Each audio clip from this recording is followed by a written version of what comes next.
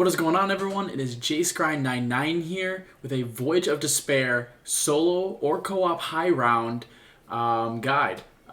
This map is really easy to high round on, honestly. It just takes way too much time. Like, for example, the 100 speedrun solo is 4 hours. If you don't know much about 100 speedruns, that's a long time. That's a little long. Um, this map is pretty easy. I mean, obviously you're gonna need PhD because you're gonna run the Hellion like on every map. PhD means no explosive damage. It helps you a lot. Stone Cold isn't necessarily required, but it helps tremendously, giving you bonus hits as well as bonus damage. Very useful, but it's not necessarily required. But I do highly recommend it. Dying Wish isn't necessary, but it does kind of give you a second chance if you screw up. And Bandolier Bandit is very helpful because it does give you bonus ammo. However, with the Kraken, you will have unlimited ammo. I recommend the Viper and Dragon because it is pretty good. It actually has a less chance to make your game crash, and you have a Monkey Bomb effect with it. Wraithfires because they're the best equipment, but you'll probably end up switching them out for Homunculus anyway, so it's not a big deal. And your starting weapon, kind of up to you. I like to use the Strife because I have the stiletto knife on it, and with the stiletto knife, I can do a one-hit melee till round 5, and so it's just an easy way to rack up early round points. When it comes to elixirs, again, kind of up to you. It's a personal preference thing. I like to run anywhere but here. It's one thing that if I accidentally corner myself or screw up, I can save myself. Equipment, if I throw 2 homunculus, I can pop it, get 2 more immediately. It's pretty helpful in certain scenarios. Temporal can make your insta-kill last twice as long, so when you're down camping wherever, it actually does make rounds go by a lot quicker, it can save you some time, which on this map is very necessary. And then you have Arsenal Accelerator, which you get your special weapon faster. I kind of forget about this one sometimes. It is helpful. You can get your Viper and Dragon quicker. You can put them wherever you want on the little D-pad, doesn't matter. But yeah, you can run mega elixirs if you want, or talismans. I don't think it's necessary on this map, or any map really. It's up to you. But yeah, so when you get started, you can lay down from the perk. I do it every game to get you extra 100 points. You can do that in front of every perk. You don't need to. It's just extra 100 points. But at first, you basically just want to get as many points as possible. The most way you can get points is by melee killing zombies and repairing barriers. You want to get as many early round points as possible. That way, you can open up more of the map. You can kind of get set up quicker, which is always pretty helpful.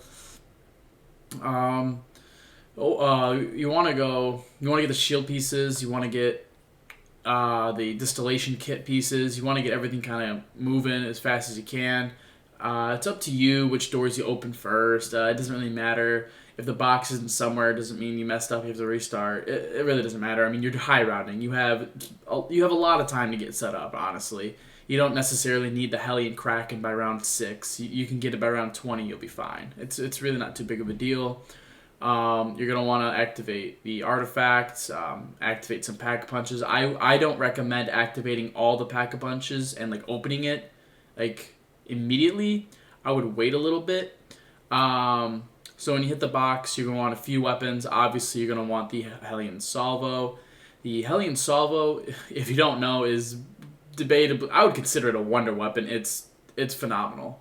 You're also going to want the Kraken, which is the wonder weapon on this map. The Kraken isn't that great of a wonder weapon, but it is very good because it has unlimited ammo, technically. So once you're out of ammo, you can actually go back to the distillation kit, and as long as you have a piece, you can get ammo back for it. Once again, you're going to want to get the Hellion Salvo, which will pop up right here. Very, very good weapon. I highly recommend it for, honestly, any high round you do. It's incredible. I mean, you just gotta have it. This is what I recommend is the concentrated radiance for the Kraken, the electric Kraken. It has like a shotgun blast that covers a wide area. It does not make crawlers, which is really nice, and it kills in 2 shots, which is really nice. And it has a very good amount of ammo, which once again is very nice. Now, where you want to camp is down at the bottom of the grand staircase, to the left of these 2 pillars on this side. And when you're over here, they do not spawn on that side of there, so they only spawn here on the right and from the main staircase. Now, you can just sit right here and just spam your Kraken. You can go to the back and just spam your Kraken and Hellion. Like I mean, it's very simple. This isn't a complicated. It just takes time. It's very simple, and you just sit here as long as you want. This is where I recommend not opening Pack-a-Punch yet because honestly, you don't need the Pack-a-Punch open for the first like 15, 20 rounds. You really don't need it because your guns will be pretty good as is. You have the two most powerful weapons in the game, so you really should be fine. Especially with the combination of perks you have, you should definitely be very fine. There's no problem with camping here. So basically, you don't want to spam your Hellion too much. Kind of want to shoot like one rocket at a time when there's a lot of zombies. That way, you're not losing ammo because even though you can get ammo back with the Kraken, you don't want to just keep spending Kraken ammo.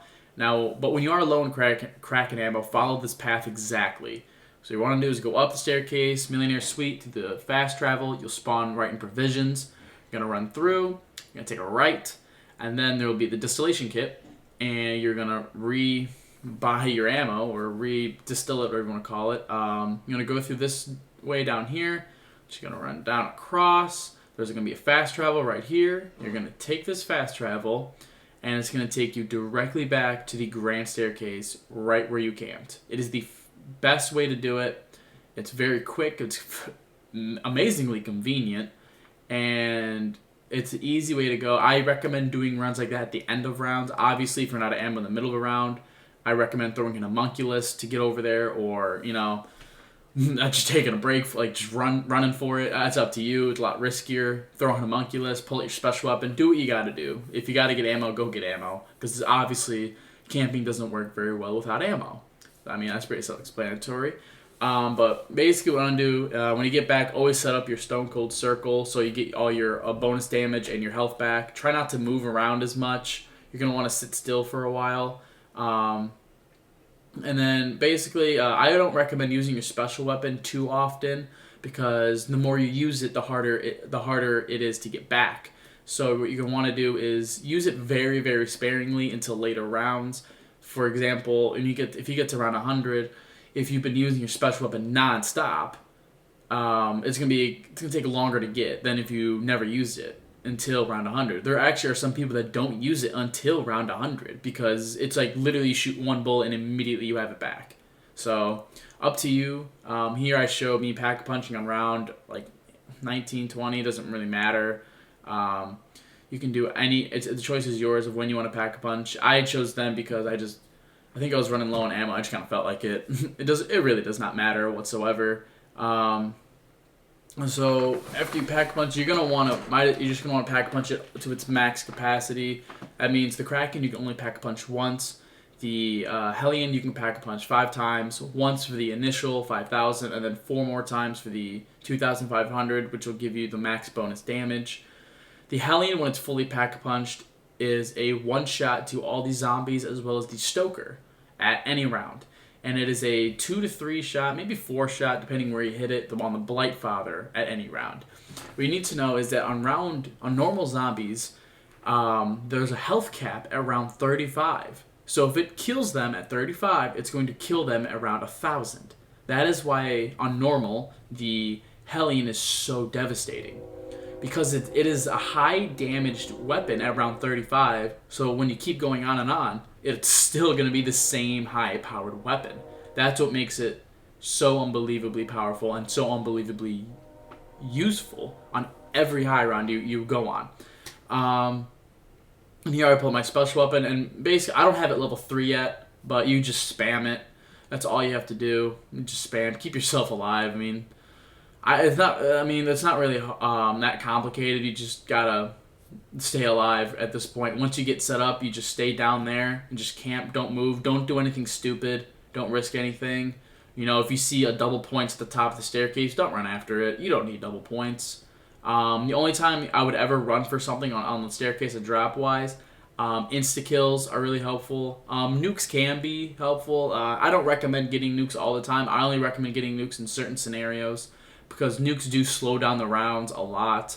So unless you have all the time in the world, you go for it. So like for example here, I pull up my special weapon and I grab the max ammo. Otherwise, you're going to have to run for it in the middle of a horde, kind of risky. And that little effect you see there where it's the little green, it kind of looks like green skulls floating around the zombie, that is what you use to put away your special weapon. So now, look, if you notice, after it goes off, my special weapon recharges a little bit. That adds a big boost to the special weapon. Now, here you'll notice I'm only on round like 78. I do have several round 100 plus games on this map. However, I never recorded them apparently. So this is what y'all are gonna get. If you're asking why I didn't keep going with this match while I was recording, it's because I genuinely despise high rounding on Voyage of Despair. I'm not gonna lie to you guys, it's not an enjoyable experience. It's obviously more fun with friends because you have people to talk to, but it was not a enjoyable experience. I do not like high rounding on Voyage. I refuse to do it at this point. So I stopped at like 80 and I called it. I was like, I can't do this anymore. I just couldn't do it. But I mean, that is completely up to you how high you want to go. If you guys don't even want to go to 100, you don't have to. You can go to 65, 80, I don't care. You can go wherever your little heart desires. But notice how I go get the nuke, I come back, and I set up my circle. So I just sit back and spam RT again. I just repeat this process for hours. That is it. There's really nothing else to it. If you have any questions, leave it down in the comments below. I try to answer as many as I can. Feel free to follow me on Twitch. If you come to my stream and ask questions, I'll answer there. I love helping people. I love getting everyone to the highest round possible. You know, like Black Ops 4 high rounds are super easy, so I would like to see as many people as possible get to round 100. That's not really that complicated, so I want to make it as simple as possible when it comes to high rounding on every map, because there's no special trick. There's no exceeding amount of skill required to do high rounds on any of these maps. So I do like to help everyone. But overall, this high round isn't most enjoyable. It's an easy high round. It can be annoying. It can be tedious. It can feel endless at times. Trust me. But it is pretty simple. It really is. I recommend doing it with friends because you can take breaks and it's more enjoyable when you have friends. You know, that's all I gotta say. But thank you. If you have any questions, just feel free to leave them in the comments and drop a subscribe. And I will see you guys in the next video. Thank you.